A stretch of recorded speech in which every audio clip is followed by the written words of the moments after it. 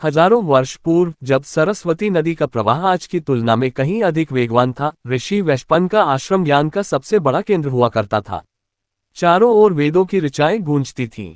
इसी आश्रम में याज्ञवल्क्य नाम का एक युवा ब्रह्मचारी था, जिसकी मेधा देख स्वयं गुरु भी कभी कभी चकित रह जाते थे। किंतु याज्ञवल्क्य की बुद्धि केवल रटने में नहीं, बल्कि क्यों और कैसे को समझने में थी।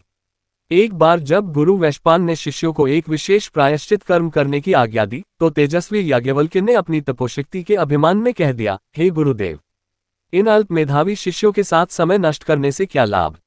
मैं स्वयं ही इस कार्य को संपन्न कर सकता हूँ। ये सुनकर गुरु का क्रोध भड़क उठा।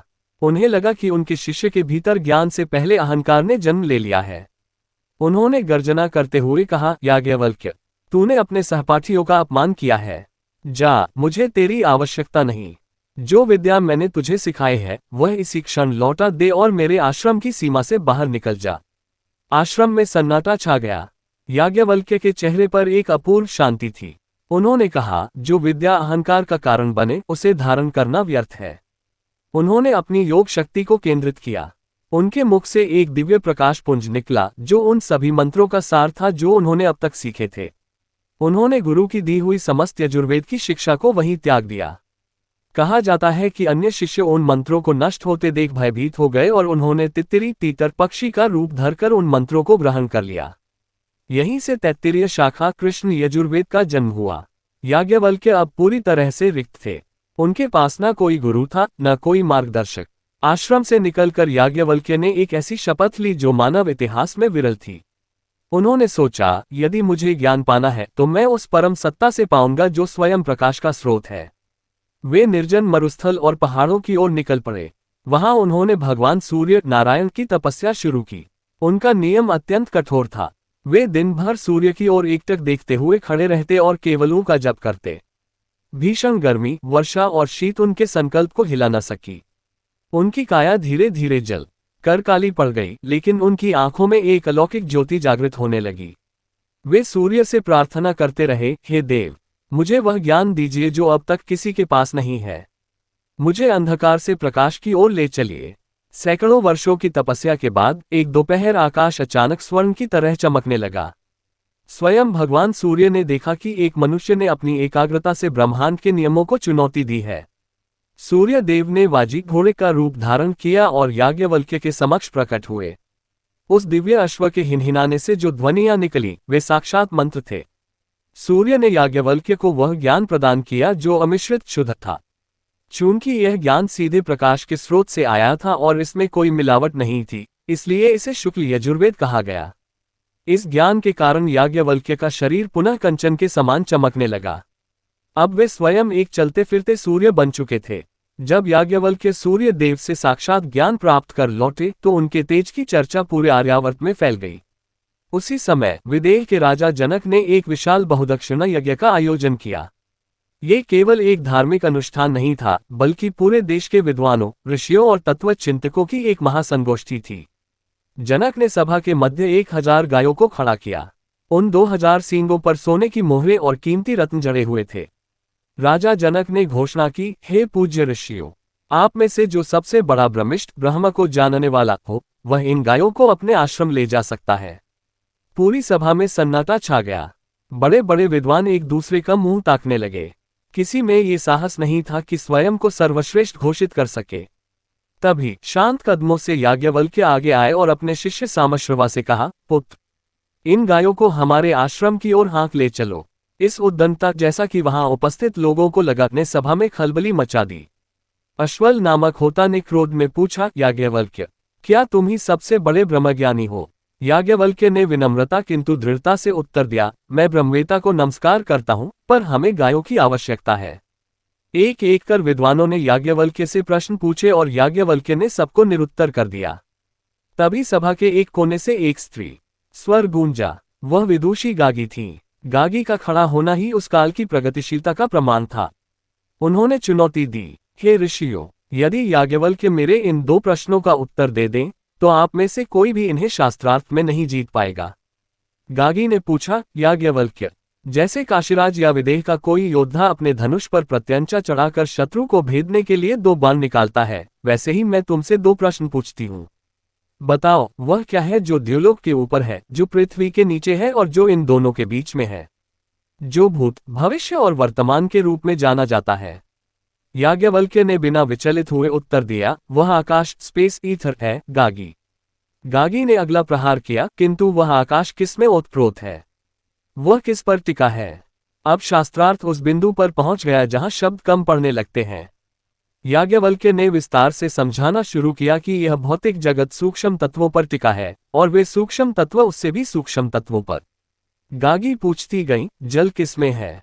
वायु किसमें है? गंधर्व लोक किसमें है? अंत में याज्ञवल्क्य ने उस अक्षर द इम्पेरिशेबल का वर्णन किया। उन्होंने कहा, हे गागी, वह अक्षर न स्थूल है, न सूक्ष्म, न छोटा है, न बड़ा। वह न छाया है, न अंधकार।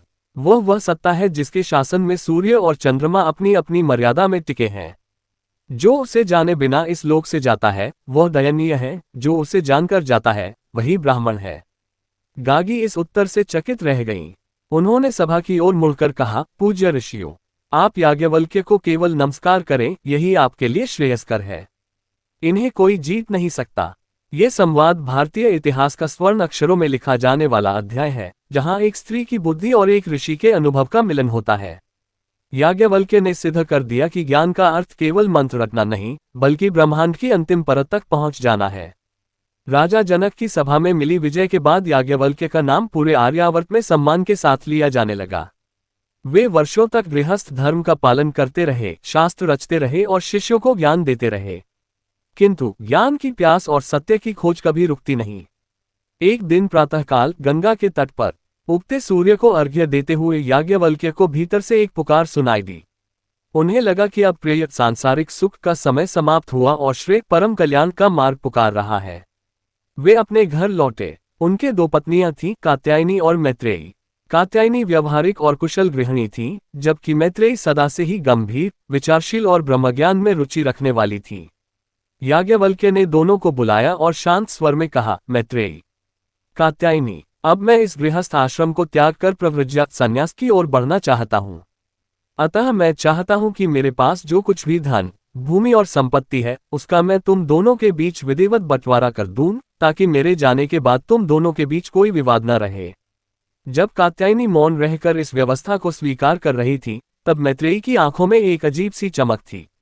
उन्होंने संपत्ति की ओर देखा भी नहीं। उन्होंने अपने पति, जो अब उनके गुरु बनने जा रहे थे, उनसे एक ऐसा प्रश्न पूछा जो सदियों तक मनुष्य जाति को झकझोरता रहेगा। मैत्रेयी ने पूछा, भगवान, यदि यह सारी पृथ्वी धन दौलत से भर जाए और वह सब मुझे मिल जाए, तो क्या मैं उससे अमर हो पाऊंगी? क्या मुझे मृत्यु के भय से मुक्ति मिल जाएगी? याज्ञवल्क्य क्षण भर के लिए रुके, उनके चेहरे पर एक गौरवपूर्ण मुस्कान आई। उन्होंने सत्य को बिना किसी आवरण के कह दिया, नहीं मैत्रेयी, तुम्हारा जीवन भी वैसा ही सुखमय और वैभवशाली हो जाएगा जैसा अन्य साधन संपन्न लोगों का होता है। किंतु अमृतत्व, इमोर्टैलिटी की आशा धन से नहीं की जा सकती। धन तुम्हें सुविधा दे सकता है, शांति नहीं। मैत्रेयी का उत्तर और भी क्रांतिकारी था, ये ना हम नामृता स्या किमहं तेन कुर्याम, जिससे मैं अमर ही न हो सकूं, उस धन का मैं क्या करूंगी? आप मुझे वह ज्ञान दीजिए जिसे पाकर आपने इस धन को ठुकराने का निर्णय लिया है। याज्ञवल्क्य अत्यंत प्रसन्न हुए। उन्होंने मैत्रेयी को अपने पास बिठाया और वह उपदेश दिया जो आज बृहदारण्यक उपनिषद की आत्मा माना जाता है। उन्होंने कहा, मैत्रेयी, कोई पति अपनी पत्नी से इसलिए प्रेम नहीं करता कि वह पत्नी है, बल्कि वह अपनी ही आत्मा के संतोष के लिए उससे प्रेम करता है। कोई माता अपने पुत्र से इसलिए प्रेम नहीं करती कि वह पुत्र है, बल्कि वह अपनी ही आत्मा की तृप्ति के लिए उससे प्रेम करती है। धन, देवता, लोक और यह समस्त ब्रह्मांड हमें इसलिए प्रिय लगते हैं क्योंकि उन सब में हमारी अपनी ही आत्मा का वास है। याज्ञवल्क्य ने समझाया कि हम संसार में जो कुछ भी खोज रहे हैं, वह वास्तव में हमारे भीतर ही है। जब तक हम स्वयं को शरीर या नाम समझते हैं, हम मृत्यु से डरते हैं। लेकिन जिस दिन हम ये जान लेते हैं कि हम वह अविनाशी चेतना है जो कभी नहीं मरती, हम अमर हो जाते हैं। उन्होंने एक सुंदर उदाहरण दिया। जैसे समुद्र में नमक का डला डाल देने पर वह अलग नहीं दिखता, पर चखने पर हर बूंद में नमक होता है, वैसे ही यह आत्मा इस पूरे जगत में व्याप्त है। इसे देखना चाहिए, इसके बारे में सुनना चाहिए और इसी का ध्यान करना चाहिए। मैत्रेयी को आत्मज्ञान का उच्चतम उपदेश देने के बाद याज्ञवल्क्य ने केवल आध्यात्मिक जगत में ही नहीं बल्कि सामाजिक व्यवस्था में भी एक अमिट छाप छोड़ी। संन्यास लेने से पूर्व उन्होंने मानवता को एक ऐसा उपहार दिया जिसने सदियों तक भारतीय समाज के नैतिक और कानूनी ढांचे को संभाला। इसे याज्ञवल्क्य स्मृति कहा जाता है। जहां मनुस्मृति कठोरता के लिए जानी जाती थी, वहीं याज्ञवल्क्य ने न्याय, व्यवहार और दंड को अधिक व्यावहारिक और उदार बनाया। उन्होंने स्त्रियों के संपत्ति के अधिकारों की वकालत की और साक्ष्य एविडेंस के महत्व पर जोर दिया। एक डिजिटल आर्टिस्ट के रूप में आप उनके व्यक्तित्व को एक ऐसे विधायक लॉगिवर के रूप में चित्रित कर सकते हैं जिसकी आंखों में करुणा और न्याय का संतुलन था। उन्होंने सिद्ध किया कि जो ब्रह्म को जानता है वही समाज को सही दिशा दे सकता है। उपदेश पूर्ण हुआ, धन का त्याग हो चुका था और सामाजिक उत्तरदायित्व पूरे किए जा चुके थे। अब समय था उस अनंत में विलीन होने का जहां से वे मंत्र आए थे। याज्ञवल्क्य ने अपने शिष्यों और परिवार को अंतिम बार देखा। उनके चेहरे पर कोई शोक नहीं था, केवल एक दिव्य संतोष था। वे अकेले ही उत्तर दिशा की ओर बढ़ चले, घने जंगलों, बर्फीली वादियों और हिमालय की उन ऊंचाइयों की ओर जहां केवल मौन का साम्राज्य था। कहा जाता है कि वे विदेह देह से मुक्त अवस्था में पहुंच चुके थे।